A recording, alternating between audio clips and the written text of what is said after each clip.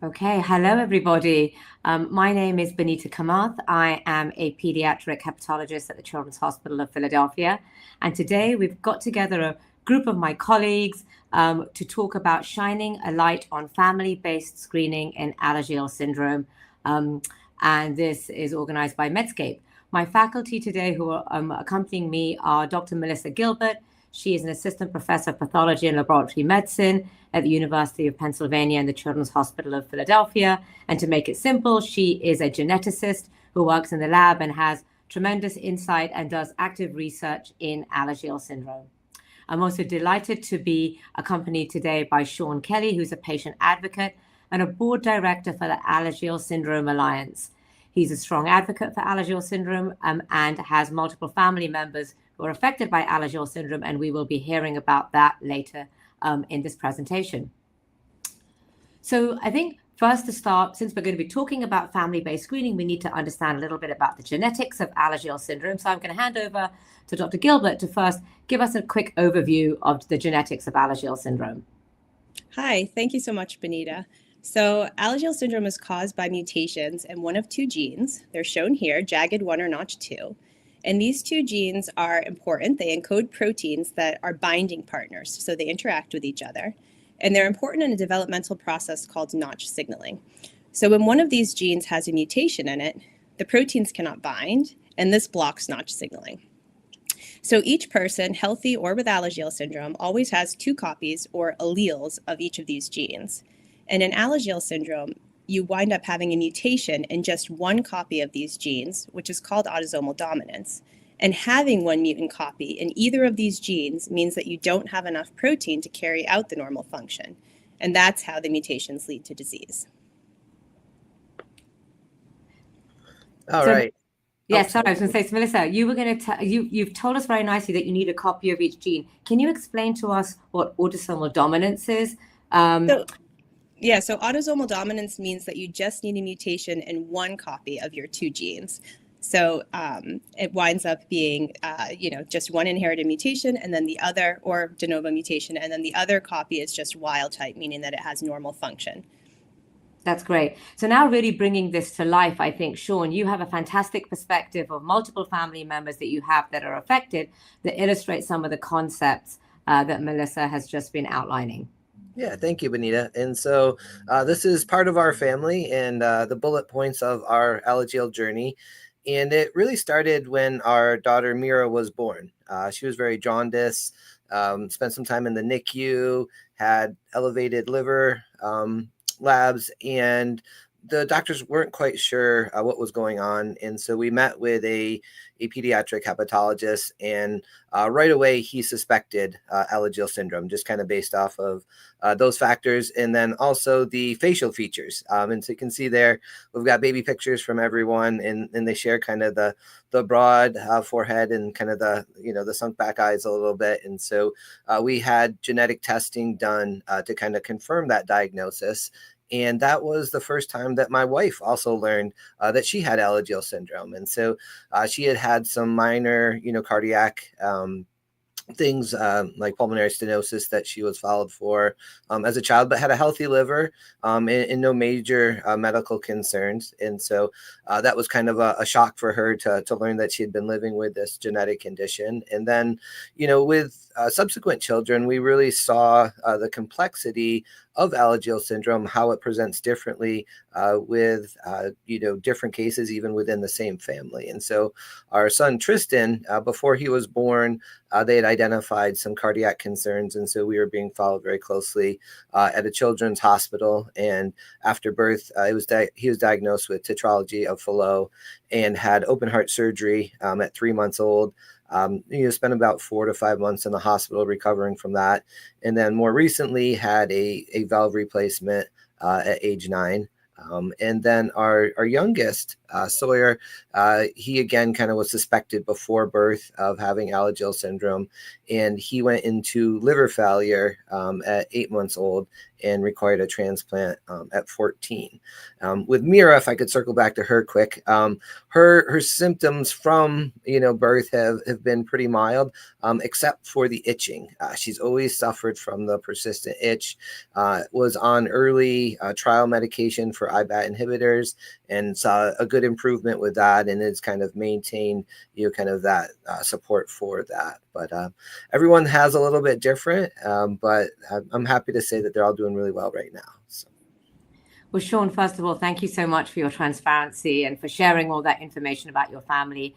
And really, your family illustrates the wide, what we would call phenotypic spectrum of Alagille syndrome, that even individuals in a family sharing the same genetic mutation can have a wide pattern, a different pattern of organ involvement and organ severity with Alagille syndrome. Zooming out a little bit as we look at all the phenotypic features of Alagille syndrome that we recognize as defining criteria. We know you picked up, Sean, on the characteristic faces. You described that for us: prominent forehead, slightly deep set eyes, and a pointy chin. We know that you can also see eye abnormalities, the classic one being posterior embryotoxin. We also see skeletal abnormalities such as butterfly vertebra. And then, as you illustrated nicely, Sean, the liver disease, which is characterized by cholestasis and associated bile duct paucity. But even the liver disease itself can vary in severity from just mild biochemical abnormalities all the way to needing a liver transplant, as you saw in your family. Cardiac defects, the most common one we see are peripheral pulmonary artery stenosis, but one can also see structural anomalies within the heart, such as tetralogy of Fallot, which we just heard about. Vascular disease, predominantly affecting the arteries, is also another manifestation that can also result in stroke. And finally, renal abnormalities such as renal tubular acidosis. And these now we take as the defining characteristics of Alagille syndrome. And you need 3 of these to make a diagnosis. So now that we've talked a little bit about some of the clinical features, what we're really wanting to focus on today is to think about family screening. And once Alagille syndrome is suspected and diagnosed, how are we going to approach looking for it or confirming it in other family members? And I'll hand over to you, Melissa, to talk us through this. So family screening really starts with the patient, the person who has been diagnosed with Alagille syndrome. And the first step is really looking to identify a mutation in that person. And these mutations, as I said, occurred in JAG1 or Notch2, and typically these genes are screened. Usually they're included on something called a panel, which is where multiple genes are screened at the same time.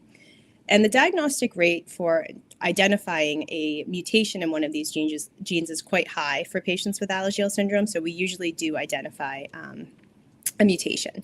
So once a mutation is identified in a child, the next step is really to test parents to determine if that mutation was inherited from a parent or if it occurred de novo, which means it's a new mutation that occurred for the first time in that child. If it's found to be inherited, the next step is really to test siblings, if there are siblings, and you can see if any siblings inherited that mutation. I think this kind of goes over when and sort of the cascade of testing, starting with patient, going to parents, and then siblings. But in terms of the how, usually the patients, when they're tested first, go through a panel-based testing. So multiple genes, as I mentioned, are screened. But once you identify a specific mutation that you know is causing the disease, additional family members can proceed with targeted mutation analysis, where just that specific mutation is looked for in each additional member of the family. So those next steps are a little bit more focused rather than undergoing the entire panel testing. That makes a lot of sense. Maybe I'll just ask you, Sean, do you recall how the order of sequence testing went in your family? Yeah, for sure. Mira was tested first just because of the suspected diagnosis. When that came back positive and the hepatologist looked at my wife, he said, I think you probably have Alagille syndrome as well. And so she was tested. And when that was confirmed positive, I didn't go through the genetic testing at that point because they were kind of able to trace the path back there. And it was interesting. My wife's mother also maybe had Alagille syndrome as well. she had the facial features, and she had another son that had passed away from liver failure as a young child. And so she had passed away before we could do any genetic testing, but it was always suspected that maybe it went even back further than my wife. So yeah, very interesting. And so we've talked a little bit about the overall approach to testing within a family. Let's talk a little bit now about what we actually do. Now, Melissa, I'm a lot older than you. So when I started in this, we used to test for jagged one gene at a time. Then we got testing for Notch2, and that was first on a research basis. So it was a fairly stepwise and slow approach. You referred to panels when you were speaking just now. Tell us a little bit about genetic testing panels. Yeah, sure. So we, like I said, we've been sort of reiterating this throughout. We know the two disease genes for Alagille syndrome. They're jagged1 and Notch2. And over the years, Binita, since you started, looking through testing and stuff like that, it started with just screening individual genes section by section to look for mutations. And as we learned more information, we did different things. We could look for larger gene deletions or duplications. And so the type of testing that we do has expanded. What's been nice is that technology has kept up with all of this, because there's been these great technological advances in genomic sequencing. And so what we can do now is we can do something called panel testing.